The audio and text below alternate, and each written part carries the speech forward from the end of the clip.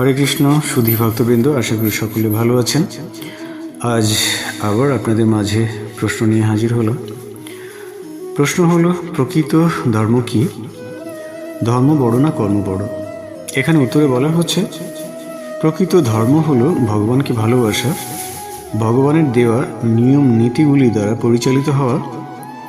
ধর্মম তু সাক্ষাৎ ভগবৎ প্রাণিতম, অর্থাৎ ধর্ম হলো স্বয়ং ভগবানের দ্বারা প্রণীত নিয়ম কানুন, আর কর্ম বলতে কোনো কিছু করাকে বোঝায়।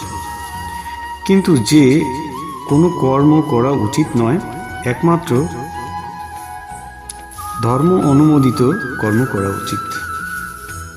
ধর্ম ছাড়া কর্ম হয় কুকর্ম, কর্ম ছাড়া ধর্ম সম্পূর্ণ ভিত্তিহীন। ধর্মশাস্ত্র একমাত্র মানুষদের জন্য রচিত, পশু পাখিদের জন্য নয়। তাই মানুষকে ধর্মবিহিত কর্ম করে চলতে হয়। কি কর্ম করতে হবে, কি কর্ম বর্জন করতে হবে, সেই সম্বন্ধে শ্রীমদ্ ভগবদ্ গীতায় নির্দেশ দেওয়া হয়েছে। যজ্ঞার্থাৎ কর্মণ নত্র লোকায়ং কর্মবন্ধনঃ, তদর্থম কর্ম কৌন্তেয় মুক্ত সঙ্গ সমাচর।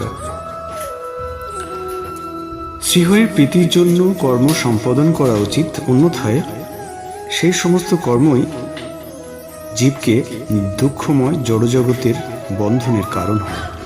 তাই হে কুন্তী পুত্র অর্জুন, ভগবানের সন্তুষ্টি বিধানের জন্য কেবল তোমার কর্তব্য অনুষ্ঠান করো, এবং তার ফলে তুমি সদা সর্বদা জড়জগতের বন্ধন থেকে মুক্ত থাকতে পারবে।